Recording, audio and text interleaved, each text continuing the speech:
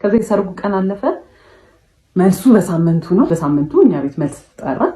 ከዛ ለመልሱ 2 ቀን ሲቀረው ፀጉሬን ለመሰራት ለመልሱ የሱን ስልክ ተቀብዬ የኔ ስልክ ስለዘጋ ፀጉር ቤት ይዤ ሄጄ ፎቶ ልነሳ ምን ላይ እንደደረሰ ፕሮግረሱ ለማየት ፎቶ ተነሳውኝና ዲሊት አድርጌ ከሪሳይክል ቢን ውስጥ ላጠፋው ስገባ ሪሳይክል ቢን ውስጥ ቪዲዮዎች አሉ። ምን ናቸው ቪዲዮዎቹ? ምን ይመስላችኋል?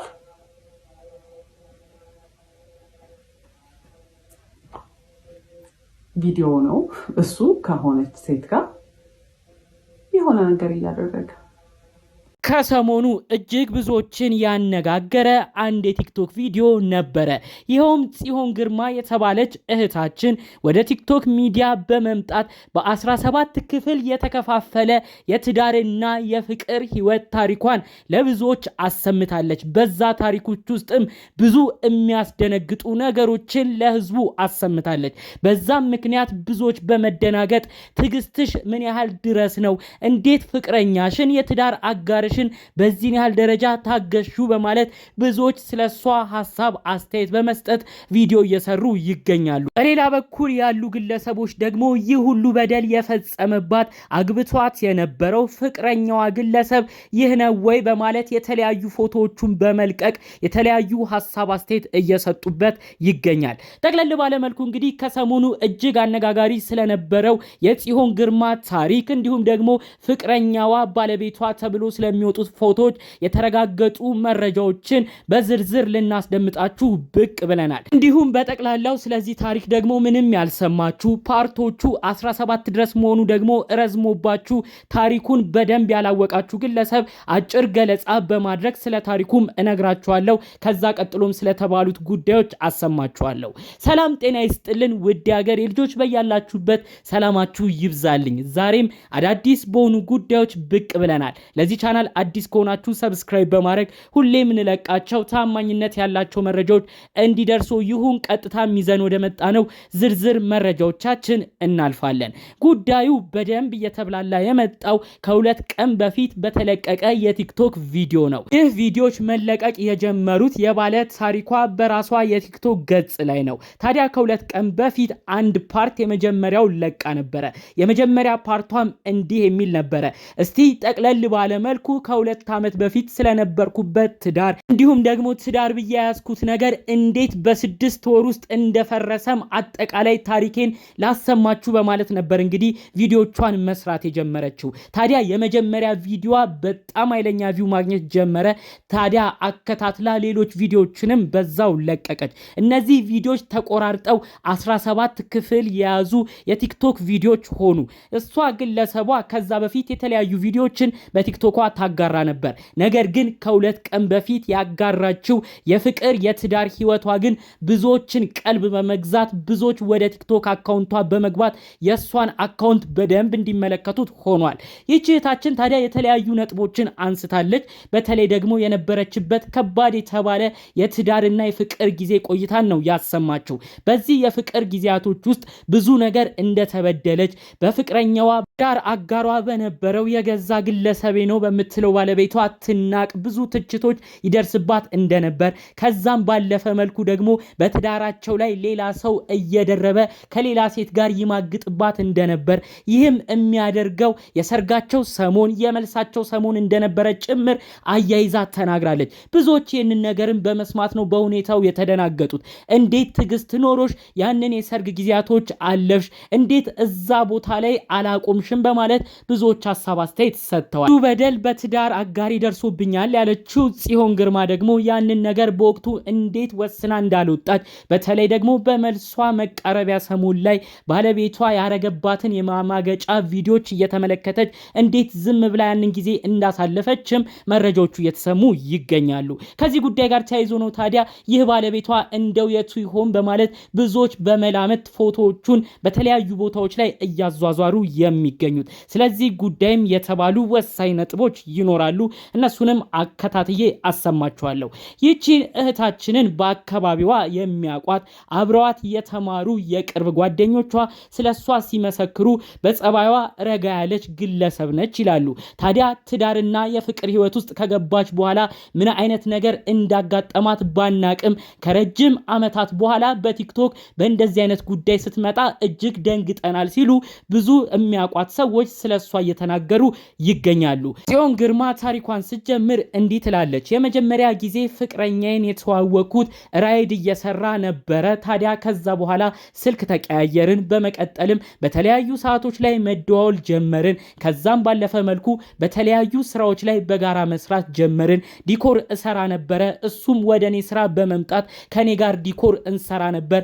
ነገር ግን እኔ በምሰራው ዲኮር ላይ በጣም ከባድ ሁኔታ ውስጥ እንዳልፍ አድርጎ የነበረ የተለያዩ ማስዋቦች ከሰራው በኋላ እሱ በስተመጨረሻ እየመጣ የሰራውትን ስራ ያንቋሽሸዋል፣ እኔን ይንቀኛል፣ በሰው ፊት የማይሆን አክት እያሳየ ራሱን ስምና ዝና ሰፋ እያረገ ይህ የተሰራው ትልቁ ዲኮር የኔ ስራ ነው እያለ አንዳንድ ቦታ የራሱ እያስመሰለ ይናገራል። ከዛ ደግሞ የሆነ ጥፋቶች ሲገኝ ይሄ አንቺ ነሽ እንዲያረግሽው አትቺም እያለ የተለያዩ ነገር ሞራሊንም ድቅቅ ያረገው ነበር ነው ያለችው። ታዲያ በእንደዚህ አይነት ሁኔታም ቆይተው ወደ ትዳር ወደሚባል ነገር እንደሄዱ የፍቅር ህይወታቸውም ዘልቆ ወደ ትዳር ወደሚባለው አዲስ ምዕራፍ እንዳመሩ ተናግራለች። በሰርጓ ወቅትም በጣም ከባድ ሁኔታ ከዚህ ግለሰብ ጋር ነው እንዳሳለፈች ደጋግማ የተናገረችው። ታዲያ የጽዮን ከባባር ታሪኮች ብዙዎችንም ያስገረመው መጀመር የጀመረው ከፓርት 10 ከለቀቀች በኋላ ነው። ታዲያ ፓርት 10 በኋላ የተለቀቁት በተለይ የሰርጋቸው ሰሞንና የመልሳቸው ሰሞን የነበረው ከባድ ሁኔታ ነበረ። በሰርግና በመልሳችን ሰሞን እኛ ለተለያዩ ነገሮች ስንዘጋጅ እሱ ግን ከጀርባዬ ከሌላ ሴት ጋር ሌላ ነገር ያደርግ ነበር ብላን የተናገረችው።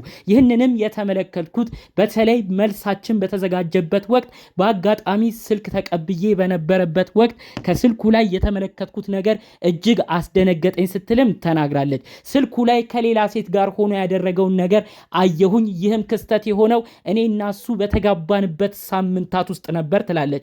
ነገር ግን ቤተሰቦቼ ትልቅ የሚባል ድግስን ደግሰው ስለነበረ ቤተሰብ ወዳጅ ተጠርቶ ስለነበረ ምን ብዬ በዛ ሰዓት ይህንን ነገር አሰምቼ ከሱ ጋር ያለኝን ነገር አቁም ያለው ልበል በማለት ጉዳዩን እንደምንም ችዬ ያንን ወቅት አሳለፍኩ ትላለች። ታዲያ ያ ወቅትም አልፎ የተለያዩ ነገሮች ከሷ ጀርባ በመሆን ከሌሎች ሴቶች ጋር ሲማግጥባት ትመለከታለች። የተለያዩ ቴክስቶችንም አስተውላለሁ። ነገር ግን ለትዳሬ ስል ሁሉንም ነገር ለመቻል ሞክሬያለሁ ትላለች። ከዛም በመቀጠል ትዳር ላይ በነበርንበት ጊዜ ምንም አይነት ነገር ብቻዬን መወሰን አልችልም፣ ለብቻዬ መውጣት አልችልም። ሁሉን ነገር ሳደርግ እሱን አስፈቅጄ ነው። ከሱ ትዕዛዝ ውጪ ከሆንኩኝ ከባድ ጭቅጭቅ ይመጣብኝ ነበር ትላለች። ታዲያ የነበሩ ጭቅጭቆች እያደጉ ሲመጡ እኔ መጨረሻ ላይ መቁረጥ ፈለኩኝ። ወደ ቤተሰቦቼ ቤትም ሄድኩኝ። አባቴም ከእንግዲህ እዚህ ግቢ ማንም አይደርስም፣ ልጄን ያለኔ ፍቃድ ማንም አይወስድም ብሎ ከባድ አቋም ወሰደ ነው የምትለው። ታዲያ እንግዲህ እሱ ባለቤቷ ደጋግሞ እሷን ለማግኘት ሄዶ ነበረ።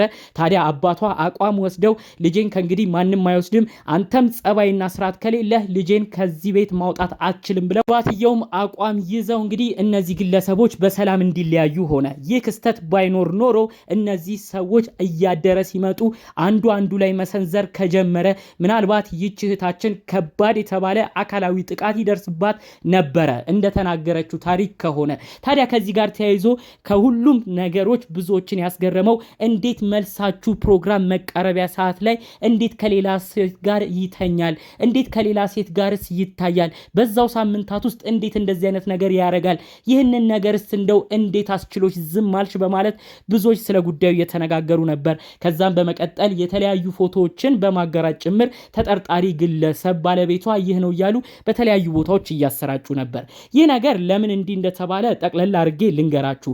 ከ5 ዓመት በፊት የተለቀቀ የፌስቡክ ፎቶ ነበራት። የተለያዩ ሰዎች ወደ አካውንቷ በመግባት ስሟን ሰርች በማድረግ ጽዮን ግርማ የሚል አካውንቷ ውስጥ ይገባሉ። በመቀጠልም የድሮ ፖስቶቿን እየተመለከቱ ኮመንት ያደረገ ሰው እየፈለጉ ነበር። ታዲያ አንድ ኮመንት ላይ ሚስቴ የሚል ኮመንት የተጻፈ ያሉ። ታዲያ ያንን ኮመንት የጻፈውን ግለሰብ ይህ ነበረ ፍቅረኛዋ የነበረው ባለቤቷ የነበረው ብለው በተለያዩ ቦታዎች ላይ ፎቶን ሲበትኑ ነበር። ሌላ በኩል ደግሞ እንግዲህ ጠየም ያለም ሰውም እያመጡ ይህ ነው ኧረ ፍቅረኛዋ የነበረው አግብታው የነበረው ይህ ነው እያሉም ደግሞ የእሱን ፎቶዎች እያመላለሱ ነበር። ነገር ግን አሁን ድረስ በተረጋገጠ ጉዳይ ይቺ ግለሰብ ማንነቱን ማውጣት አልፈለገችም። አንዳንዶች እየገፉ የተለያዩ ኮመንትም ሲያደርጉ እሷ አሁን ላይ ፎቶዎቹን መልቀቅ እንዳልፈለገች ነው የሚያሳየው። እንዲሁም የተለያዩ ቦታዎች ላይ የሚፖሰቱትን በመመልከት አረ ይሄም ሰው አይደለም ይሄም ሰው አይደለም፣ እባካችሁ የማይሆን ነገር አትስጡ፣ ሰውንም አታሳስቱ፣ እንዲሁም ደግሞ ከጉዳዩ ጋር ተያያዥ ያልሆነ ሰውንም እዚህ ነገር ውስጥ አትክተቱ በሚመስል ሐሳብ የተለያዩ ነገሮች እንግዲህ እሷም ሐሳብ ሰጥታለች እየተባለ መረጃዎቹ እየተሰሙ ይገኛሉ ማለት ነው። ታዲያ እንግዲህ የዛሬ 5 ዓመት ይሄ ግለሰብ የሆነ ኮመንት ሰጠ ተብሎ እሱ ነው ተብሎም ለመፍረድ ይከብዳል። ምክንያቱም 2 3 ከዛ በላይ የሆኑ ፎቶዎችም እየተዟዟሩ ነው። በዲኮር ስራም ሲሰሩ የነበረበትን ፎቶን በማውጣት ምናልባት ይህ ግለሰብም ይሆናል እየተባለም የተለያዩ አይነት ሐሳቦች ነው የሚሰጠው። ስለዚህ ይቺ ግለሰብ የተረጋገጠ ፎቶ ይሄ ነው ብላ እስካላወጣች ድረስ የሰርጋቸው ፎቶም እስካልታየ ድረስ አሁንም ቢሆን ይህ ነው ተብሎ የተረጋገጠ ሰው እንደሌለ ነው በአጠቃላዩ መረጃዎቹ የሚያሳየው። ከዚህ ግን ሰው ታሪኩን እንዲያውቅ እንዲማር፣ በተለይም ሴቶች ደግሞ ክብራቸው ዝቅ በሚባልበት በሚናቅበት የትዳር ፍቅር ህይወት ውስጥ መቆየት እንደሌለባቸው፣ እንደዚህ አይነት ነገሮች ደግሞ እያደጉ ሲሄዱ ዋጋ ለህይወታቸው እንደሚያስከፍላቸው ጭምር ህዝቡ እንዲማርበት የወጣ ታሪክ ነው በማለት ጭምር ደግሞ ሰዎች ይህንን ጉዳይ ጠቅለል አድርገው የእሷንም ሀሳብ በመደገፍ እያጋሩ ይገኛሉ።